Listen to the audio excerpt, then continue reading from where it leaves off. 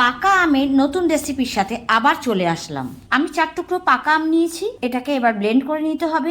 1/3 cup চিনি দিয়ে blend করে নিলাম। মিক্সিং বলে ময়দা 1 কাপ, চিনি 2 টেবিল চামচ, চালের গুঁড়ো 1/3 কাপ, গুঁড়ো দুধ 1 প্যাকেট 10 টাকার আর মৌরি দিয়ে ভালো করে মিশিয়ে নিতে হবে। এইবারে আমের পাল্প দিয়ে প্রথমে মিশিয়ে নিতে হবে।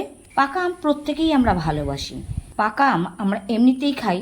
এই পর্যায়ে সামান্য একটু জল দিতে হবে 2 টেবিল চামচ মতো। আজকে পাকা আমের রেসিপি তোমাদের সাথে শেয়ার করব। কিছুক্ষণ রেস্টে রাখতে হবে। এবারে কড়াইতে চিনি, জল আর এলাচ দিয়ে একটা রস বানিয়ে নিতে হবে।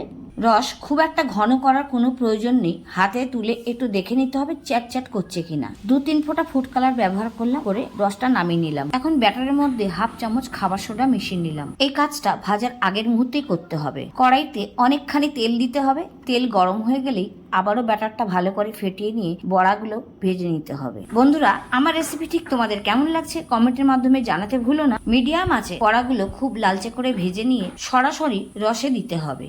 আর কি কি রেসিপি তোমরা আমার কাছে দেখতে চাও সেটাও জানাতে ভুলো না।